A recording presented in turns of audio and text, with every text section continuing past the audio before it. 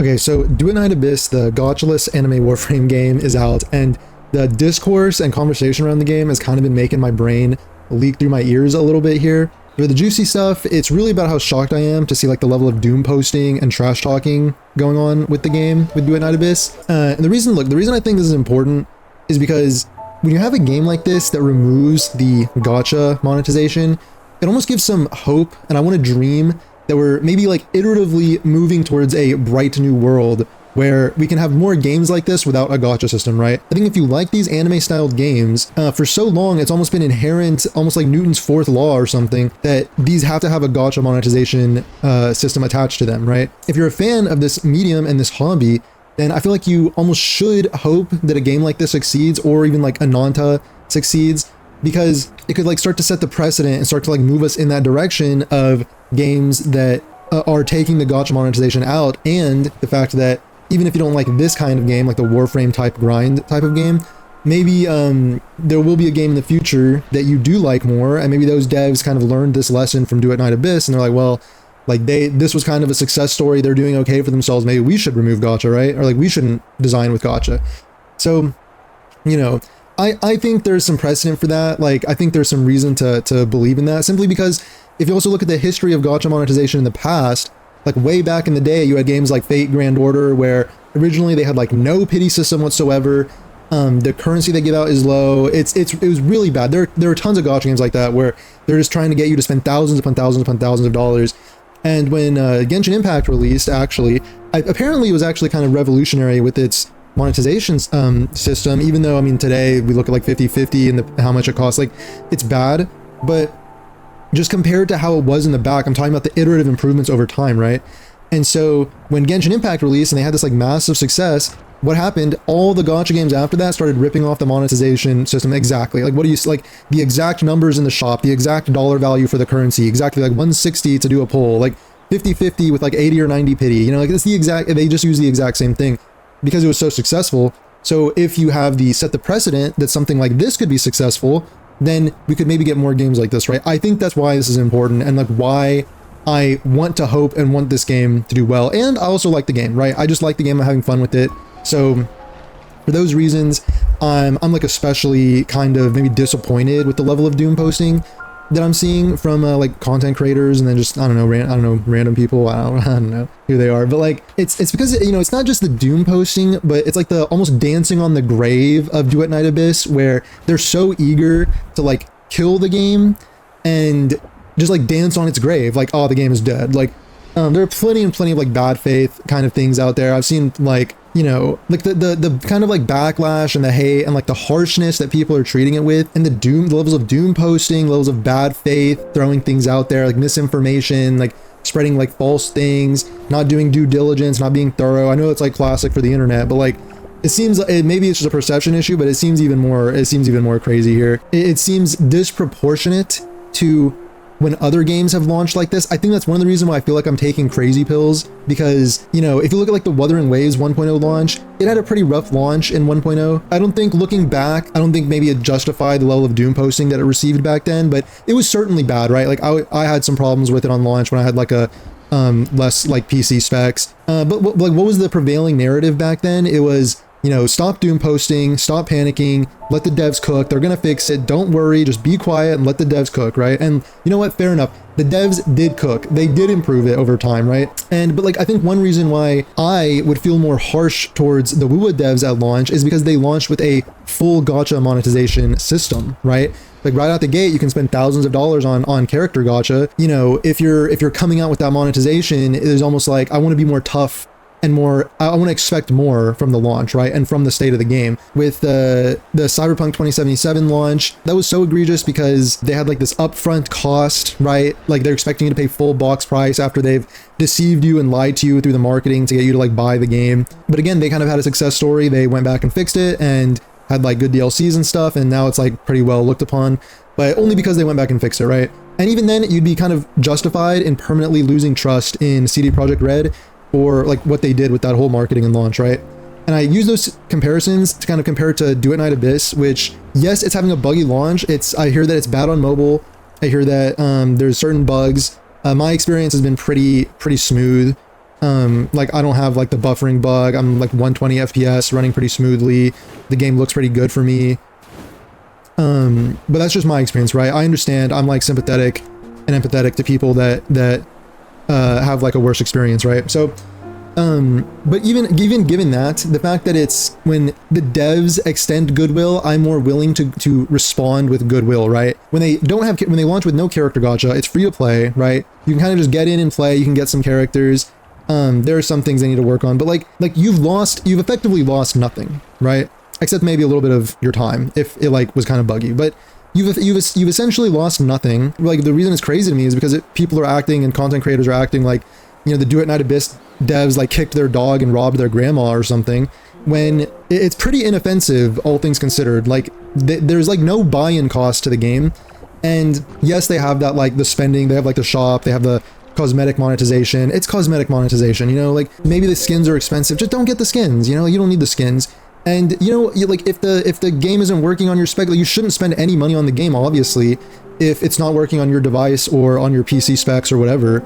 Then just wait until it's stable, until you like the game, and then if you want to, you can spend. You still don't even have to, right? Like I think that's one reason where it just feels so disproportionate, right? And because the potential where if like I think the devs have earned some grace and patience from the player base to kind of have that time to fix it, right? And it's not even just like blind faith that they'll fix it, because the Wuthering Waves I mean, it's kind of comparable with the precedent that the like live service free to play game will like they're very incentivized to fix it because the developers in the company have the financial incentive to fix the game, right? Because there's no buy-in cost, there's no box price to get into the game. The way that they will make money is if the game is good in a working state and the live service is working over time to get people to like spend on cosmetics and whatnot, right? So with that being said, it's not just kind of like a blind faith, like don't worry, the devs will fix it. Like they are incentivized to fix it. I kind of believe in those financial incentives and the market forces. And look, worst case scenario, they don't fix it, you know? It's not the end of the world. Like, okay, like it's in the devs' hands, whether it lives or dies, it's in their hands. But acting like, you know, like you're gonna go John Wick on them because they, you know, did in your puppy and stole your car. Like, I don't understand that level of doom posting. I really don't. And the thing is, another reason why it almost feels like I'm in crazy town is because if you've been to my stream or seen my videos, I am like the criticism guy, okay? Like I am tough on the devs. I've been tough on companies like Bungie, like gacha companies for like certain character kit designs and things. I want to be tough on devs because I believe in like, you know, applying certain pressures. In this scenario, I feel like I am the one who's like, I think like they might have earned some grace and patience, but like I'm seeing everyone else who's like, they're dancing on the grave of Do It Night Abyss for I don't know why. Like it's really strange to me. It's really strange. I don't know. And I've heard some people, we had conversations on stream and stuff, like, is there this element of like people are insecure about their gacha game, like their gacha game might lose players to Do It Night Abyss. People are very insecure. I see like a lot of lazy misinfo being spread around. You know, there's some people that are putting out lots of bad faith criticisms on the game, and like if it offends you that they like, you know, copied some kit from a character from Warframe, or the like enemies kind of look similar, I mean, fair enough. If that is like offensive to you, that's your opinion, you're free to have that. To me, I'm as long as the game is fun, you know, like a game like Warframe, I have tried so many times to get into it. It's notoriously difficult for a new player to get in. They've got like over a decade of live service content layered like on top of each other, and trying to get into that, it's like you have to like a college exam course. You have to like study YouTube longer than you're actually playing the game to understand how all of these systems work in the game.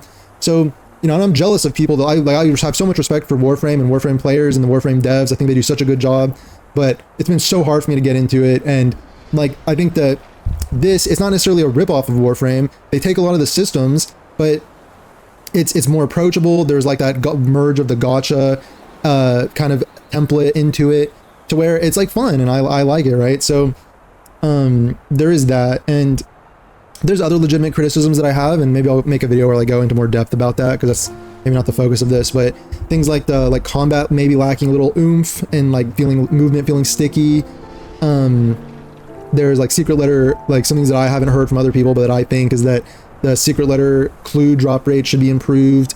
The time gating on the weekly bosses should be improved, or should be like taken away. There shouldn't be like any time gating mechanics or anything like that. And see, those are things that are like, I think, more good faith from someone who has actually spent some time playing the game and engaging with the game systems, and who actually like want to see the game get better, rather than just like, LOL, like ripped off Bellabog from HSR, trash game. Like, you know, yeah, it's mind-boggling. It's a little disappointing. I really was, you know, almost not expecting that kind of conversation to take place. And again, I guess you have that element of like, are people feeling threatened by Do It Night Abyss that it might steal some of their game's players? Like, I don't know. Like, I'm not gonna, you know, I don't really know, dude. I don't know what people are thinking, but I want to give people the benefit of the doubt and kind of meet them where they're at and just say, well, you know, if you have problems, we can talk about it. We can have discussions and such. That's kind of where I am with that stuff. But I think also the devs have, again, to earn some goodwill, they've done kind of the classic kind of like messages with apology rewards and like, we know like there's been some problems. I mean, it's nice to see like openness is something, it's like, you know, you see from gacha devs sometimes, but it's generally rare for devs to be this kind of like, to talk like this for like Western developers. Just kind of saying like, we know we've fallen short, here's some rewards. There's another one where they are saying like, these are some issues that we know about that we're working on, and so stuff like that is at least good to see. It kind of earns more